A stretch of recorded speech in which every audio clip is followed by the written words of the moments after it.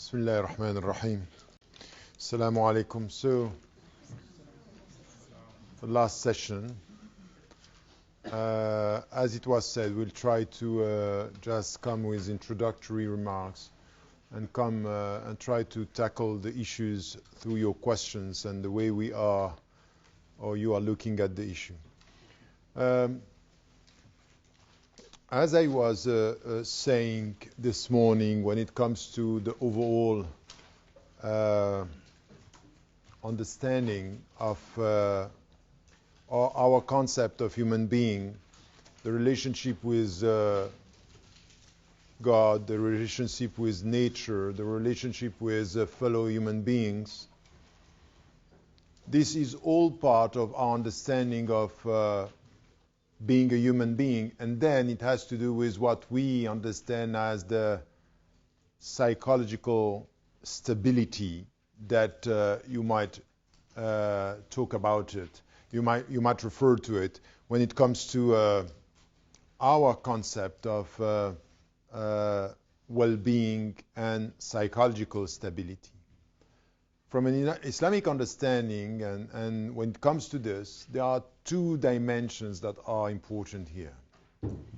Is this the way our psyche and the way the way our brain, the way our psyche and the way we are dealing with the surrounding culture is part of the way we construct the psychological field. So we have to take this into account.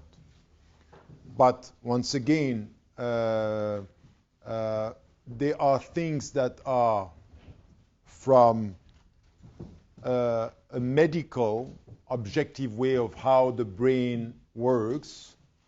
So for example, in our discussion in the center, when we were talking about psychology, we had a psychiatrist who... Psychiatrist? Huh? How do you say that? Psychiatrist. So it's when I'm starting to be tired, it's Arabic and French coming together. So it's a mixture. Anyway, you will find your way. So the psychiatrist who was there, who was a Muslim, who was saying, in fact, there is nothing to add in the discussion that we had before. We don't have to add Islamic here because it's the way the brain and the neurons and your nerve system is working. So at one point, this is the objective dimension that we have to deal. This is medicine. And we had psychologists saying that's not true. If you are telling us that there is no ideology behind the scientific approach, that's a problem, because there is something which has to do with the way you understand human being in itself. So the way you are going to deal in so-called scientific terms with the human brain is connected to your understanding of the human being and the cultural environment and what it means to have a stable personality. That's the first question, because there are things that you cannot deny that sometimes it's a psychiatric reality which has to do with a medical take that you need with the brain and the way it works. And when it comes, for example, with some psychological disease, when it comes to what I was talking about, the true schizophrenia, for example, or psychotic attitude that you may have, or psychopathology, this has to be dealt with in a way which we need to be equipped scientifically. And this should not be dealt with in the way sometimes Muslim scholars and our cultures of origin are ending up saying, oh, it has to do with jinns and junoon and ruqya is the answer. And no, but this is serious, because we have it everywhere, in some countries more than other, and today we have so-called scholars just traveling around African countries or North African countries or even in Asia and playing with this, which is a way where it has an impact on the way we even deal with psychology and deal with mental diseases in a way which is about superstition, and the fact that there is a superstition in the whole thing. Superstition is not only the wrong way of dealing with mental disease, it's also nurturing a sense of no responsibility, victimhood. I'm the victim, so I have nothing to do. I cannot do anything. It's coming from outside. So this nurturing a mentality which is, I'm not responsible, I cannot do anything, and the medical treatment, it's coming from the West. In fact, it's deeply rooted in the Islamic tradition that you have to come to what is an Islamic treatment. It's problematic because it means that you don't get the scientific approach, so at least you have an understanding of what is happening, and sometimes it's just a real mental disease, and you need a treatment. You need people to know how to deal with it, because with some people, there is one situation where you are making wudu, and when you end, you repeat it. It's as if it was not done. So this is something which is known also as a disease, and it's not, el-ain and el-jinn, and then at the end you make it as morally guilty while it's just mentally sick. So this, once again, is exactly what we are talking about, shifting towards a moral condemnation or moral assessment of something that needs to be treated. This is one side of the equation. The other side of the equation, it has to do not with psychiatry, it's not as the medical way, is something which is in between medical sciences and human sciences when it comes to psychology. And this is where there is a great deal of mistrust towards psychology among Muslims. And you ask yourself why? Because, and the reductionist approach. Very often psychology is psychoanalysis.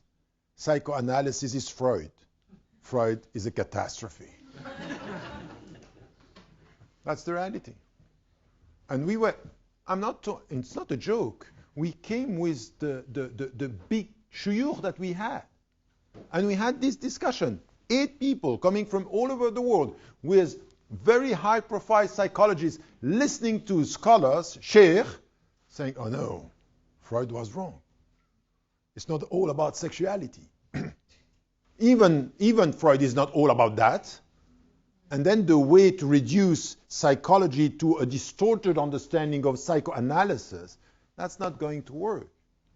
So here we also have to study much more things that are very important in all the theories that are coming from psychologists and the way they are dealing with therapies. We have to learn more about this. First, to never accept reducing psychoanalysis and Freud to sexuality and the inconscient, and everything has to do with the driving force of. He might have said things like this, but this is not the only thing that he said. Second, his student, who became afterward competing with him, Jung, is saying about the religious framework and about the way our psyche is working, things that are very deep and very close to what we might think as Muslims, if only we study. But we don't. Psychoanalysis. Shaitani. Not scientific. That's unacceptable. It's not acceptable because it's also something which is very interesting in the Jungian theory, is the way he goes from the individual psyche to the collective and historical psyche, saying there is a connection between the collective, how do you call this in English? Inconscient. and consciousness, no, and consciousness, and no, not sub, no, be careful. It's not unconsciousness, huh? Is right? Is it? Yeah. So saying that there is a collective historical, so meaning that the individual is connected to a history, is connected to a culture, it's connected to symbols. And we say yes, even in our concept of human being, we are connected to something which is beyond our individual by saying this things that is al-fitra in everyone. So there is a connection here. And the symbol is here. And so we need to study this and to take from this. So there are in human sciences, and there are parts that could be relying on scientific discovery and other things, and all what we know about the way the brain is working. For example, in neurosciences today, there are lots of things that are very interesting. I keep on repeating that I was very happy when I heard from neurosciences something that we don't agree about in the Arab culture and the Asian culture. Even in Bangladesh and in Pakistan, you don't like that. Which is in fact to say that apparently what we have been repeating is that women are more sensitive than men, which is wrong. The discoveries today, and this has been repeated, is in fact the men are much more emotionally driven than women by the way their brain works, but they have one distinction, is that they speak less and they are introverted.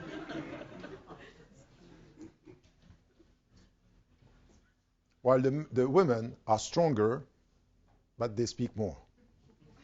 And for some men, they speak too much. But that's not the question. The question is that they're expressing more, which is very important. Very important is that the way you express what you feel doesn't say anything about the power that you have on your emotions. And very often, because of the brain constitution, there are differences between the brains of men and women in the way it works. So this is very interesting. And I kept on repeating this, but thank you so much.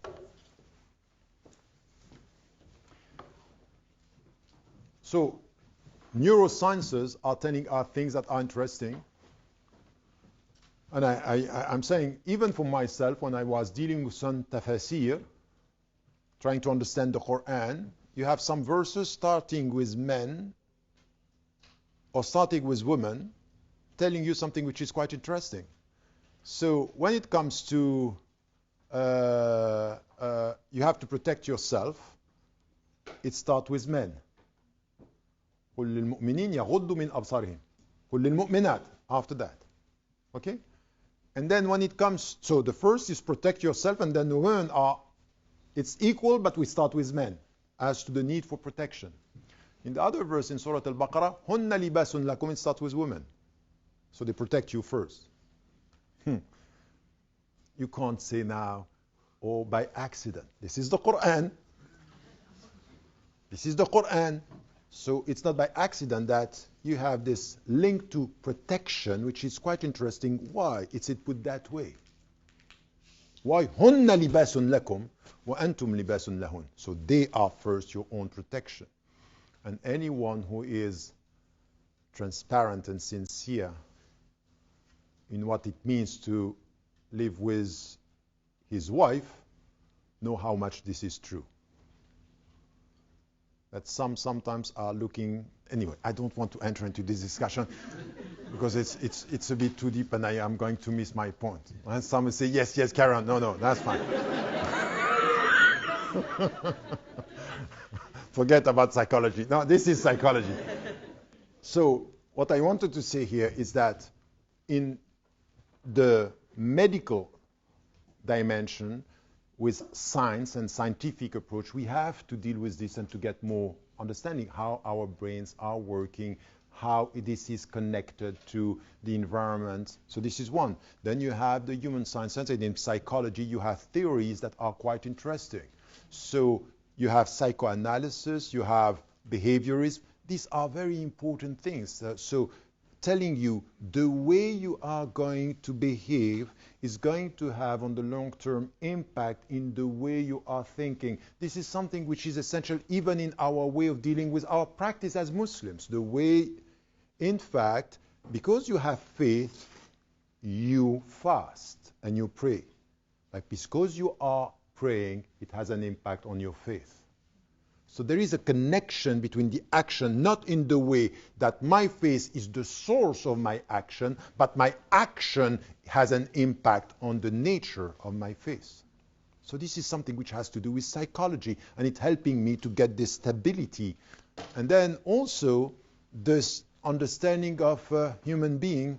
When you have in the Quran, الذين تطمئن قلوبهم بذكر الله تطمئن قلوبهم بذكر الله, those when they remember God, they get this inner peace. ألا بذكر الله تطمئن القلوب. This tranquility that we are talking about is a very important psychological factor. It's not only spiritual. Saying that your spiritual peace means psychological stability. Your spiritual peace means psychological stability. So it means that you enter into the world of psychology with this paradigm that it's not only a question of my brain and the way I deal with my emotions, is the way I deal with my heart, is the way I deal with my spiritual answer to the reality of my life. So we need to enter into this and to deal with what it means for us to have this well-being in psychological terms. In our discussion, at the end, it's we have one psychologist, who, a sister, she's coming from Britain, she was with us, and she was saying, you know, I am dealing with young teenagers and young Muslims in Britain. It's quite clear that in psychological terms, there are many problems. One of the problems is communication. So the fact that you are coming from a second generation, the way you communicate with your parents in a context which is not their context, where you are more equipped than your parent to speak, has going to have an impact on your psychology, in the way you define yourself. So the fact that which type of legacy are you bearing coming from them? This means that you have always a psychological approach which has to take into account the context and the environment. You have to be equipped. No psychology without knowing the environment. This is, by the way, what ethno-psychiatry was all about. You have to take into account the cultural background of the people you are treating. So if you come and you say, you know what, you go to some atheist psychologist and say, the angels are talking to me, you say, okay, that's a mental disease. This could end up with this. On the other side, the only thing that you have from the Muslims is a jinn. Where is this adapted understanding in the environment, in psychological terms, helping you to come with your background and to be also able to be listened to and get a better picture of what it is all about, the way your brain can work, the way your psychology, and the way you deal with all the factors that you have, your relationship to your parents, the relationship to your society, the way you are looking at the whole thing. This is psychology, and sometimes some of the theories that are coming, that were brought about and developed by people who have nothing to do with Islam, but could have lots to do with spirituality. So we need to. So if you look at what we are providing, if you feel bad in this community, and for me, 80% of the question that I get within the community has to do with psychological crisis. And when I'm talking about psychological crisis, I think that this minority or the victim mentality is a psychological problem. Lack of affection and communication within our families and within our community. Lack of communication has to do with unstable psychological state. That's the reality of it. So how are we going to deal with this? Judgmental. We keep on, many people, when I'm coming here, say, my brother, Assalamu alaikum brother, Assalamu alaikum sister. Okay, are you sure? Are you sure we are talking about sisters and brothers? Or are we too judgmental within the community? Which means that we need also to have something which is, in spiritual term, how do we deal with being judgmental? But in psychological term, what does it mean? What type of impact do you have in the way you are looking? Because at the end, even when we speak about being somewhere and feeling good, there is something that you cannot avoid. To feel good, you have to feel that you have a value. That you count for somebody and you have a value in this society. Educating it gives me value. Give me the instruments of my own value, meaning my own independence. If you are not dealing with this, if you don't feel that you have a value somewhere, you are going to have this psychological reaction which is rejecting, isolating, or judging. Or even, by the way, feeling bad, not feeling at home, not having what? The sense of belonging. The most critical question of Western Muslims is not about you abiding by the law, is you belonging to the society, and this is psychological. When I'm saying to Muslims, are you able to say, Ya Qawmi to the British people? I say, sorry? Ya Qawmi, you are my people. You go out from here and out of East London, you go in the middle of the white middle class, say, Ya Qawmi, Oxford Street. Can you? Some can and others I'm doubting. Depends who is around. So, the question here, all these has to do with the big question of the psychological factor, and you have to deal with this. And to be able also to come to how do you define human being and how do you define, for us, it has to do, look, we have something to say about al-fitra. We have something to say about the relationship between our heart and our mind. We have something to say about our body. If the Prophet ﷺ is telling you in his time what you have to do to have a healthy life, it means yes. Socrates was right, and this was repeated by all the spirituality. If you want to have a sound soul and spirit, you need to have a sound body and in a healthy situation. So we are not here, you cannot neglect. The middle path here is take care of your heart, take care of your mind, take care of your body. وَأَعْطِ كُلَّ ذِي حَقٍّ حَقَّهُ. So your body has rights, and it has a psychological impact. So this is something which is part of the whole thing. What are we providing? Tell me today. What is coming from the Muslims as something which is a psychological framework and a psychological theory, taking from all, we say, الْحِكْمَةُ ضَلَّةُ الْمُسْلِمِ, the wisdom is the lost property of the Muslim. What are we taking from others? Superstition or rejection or reduction or ignorance. And one imam, once we were in Geneva, we brought a psychologist just to talk about the deep problems that she met within the community. Lots of, lack of communication, lack of affection, lack of, the main problem that they have within the family between husband and wife, lack of communication. Something which is essential for kids, the absent father. Exactly the same as we have in the West. All the crisis is, this is why I'm saying this in the books, and I repeat this, we have much more problem with men than we have with women. Contrary to what is said to us. The reality is this. So the old traditional state is creating a psychological crisis within men. And this is what the psychologists are saying when they are treating. And we are taking, we were talking about this, and the imam was here saying, you know what? I don't think that this is good what we are doing now. Because in fact we are creating the problems. What we have to say to the Muslims, there is one way to find the right relationship to God. You have to pray. Sorry? I know I have to pray. This is going to solve the problem that I'm not communicating with my wife, that my son are. Is this great? You know the simplistic, dangerous answer that you have? So it's even worse than that, because he dared to speak. The thing is that in our community, we are in a state of denial. We all know what is happening. Nobody talks about it. So this is something which is essential. How are we going to be at the forefront of this contribution is something which is important. Having said that, I think that we have to study much more about this, and even about everything which has to do with psychology and education. That's also something which is important. It has to do with the way you are getting knowledge. It's very important in the whole discussion.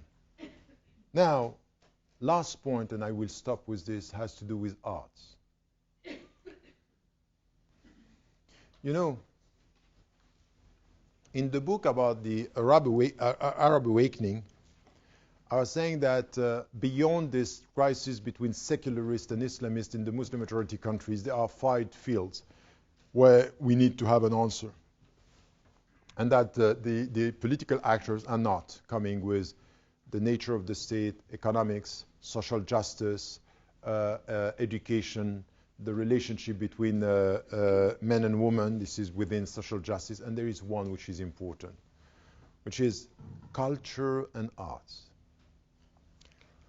Today, when we speak about globalization, we are speaking about 3 types of globalizations, or 3 dimensions. The first one is economic globalization. It's the global finance. The second is communications. Internet, this is the globalized world, is globalized or global connections. The third one is world culture, is the global culture. Wherever you go in the world now, in Muslim majority countries, in capitals, what you see is the westernization of everything. So we have to deal with this. Do you have, at the center of this world culture, being in London, in Britain, what is your take on culture? Do we have an alternative way of dealing with the world culture? Do we have some other priorities in the way we deal with culture and arts, especially arts? What is arts for you? It is entertainment, that some are reducing arts to entertainment, which is not this. When we are talking about beauty, beauty is at the center, and the Prophet ﷺ was loving al-adhan because of its beauty, which means that at the very essence of Islam, there is this reconciliation between substance and form. If you have studied literature, you know that there is something called substance and something which is called form. And poetry, and even the Quran, some are listening to the Quran. They don't know anything about Arabic, but there is something which is beautiful. So many people going to Muslim majority countries saying, this adhan is just amazing. I don't know what he's saying, but it's beautiful. Beauty, Allahu Jamil yuhibbul jamal. God is beautiful, he likes beauty.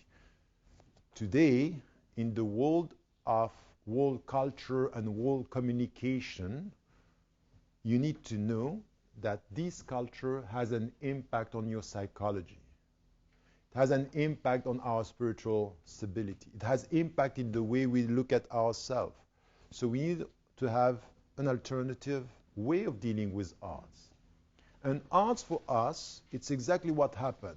When people were using poetry to attack the Prophet ﷺ, say, ban it. When the same poet came to celebrate the Prophet, to celebrate the truth, he welcomed him.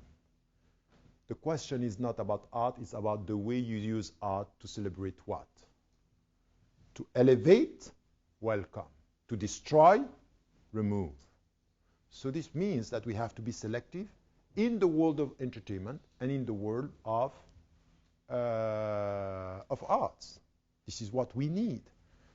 If you look at what we are saying now, Islamic art, Islamic songs, it's against the same. Qualify it, it's Islamic. And we look at the great majority of, it's now becoming a bit better. But for a while, what was called Islamic songs were songs for children. You are talking to the children as if they are 8 years old. I'm Muslim, I'm happy. Okay, thank you. And you want this to compete with the professional highest level of production in arts and entertainment. To the point that we are not really producing arts, we are thinking about competing with Islamic entertainment, with Islamic anashid. For some, once again, you know the three main positions among the scholars: music is haram, or drums are okay, or music is halal. Depends how it's going to be used. You have the three. And anyone here who is saying music is haram is one opinion.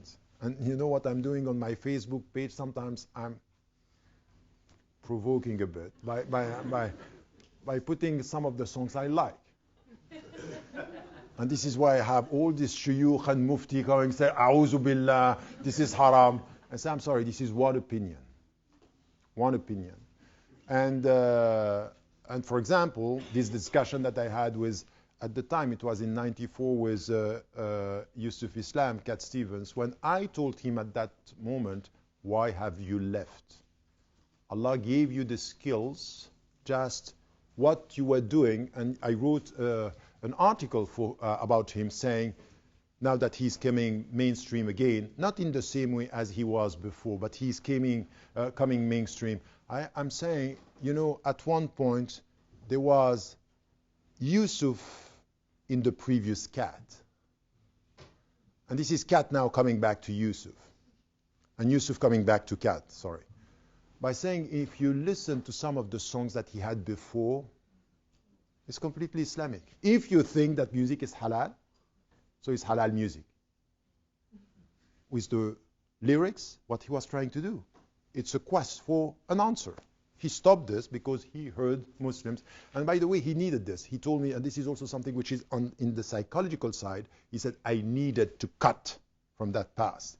Now I'm strong enough to come back to it. We have to respect that. Not to be a fatwa, but to be a personal experience.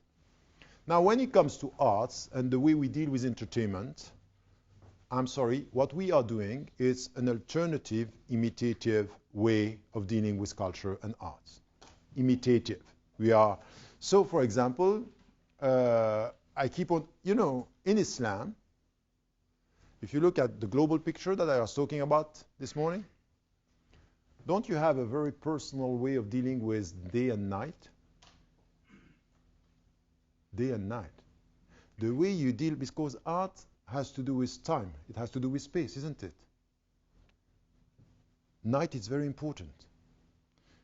When you pray at night, you raise your voice. When you pray during the day, you are inward. Meaning that your attention is inward when you can be distracted.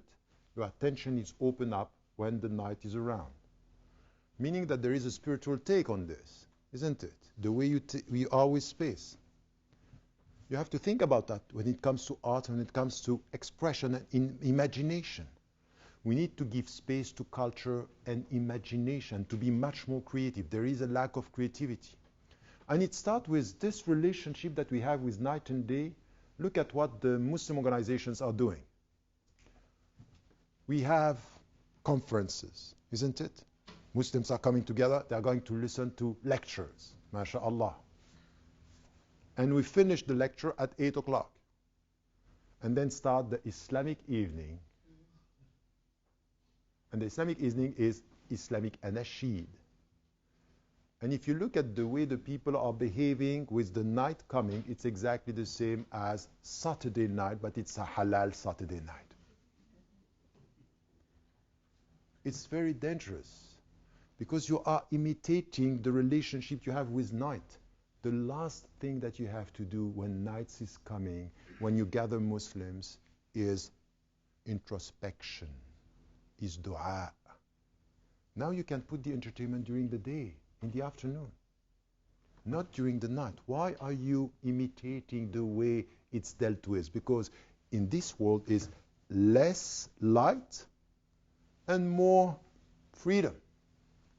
You know that. Don't pretend, oh, I have no idea about that. You know how it is. You know what it means Saturday nights. The way we deal with time and space, we have to be creative in this. Can't we do something else? Instead of saying music haram, to integrate these dimensions in the way, and when you gather thousands of Muslims, the last thing that you have to do before sleeping is not to tell them, you know what, we can do as good as they do. We have our party. It's not going to work. This is completely alienating the way we deal with art, the way we deal with beauty. And I said this so many times. Please, you finish a lecture about spirituality, you want to finish with the dua, and say, hurry up. The anashid are coming. It happens so many times. Say, what's the point?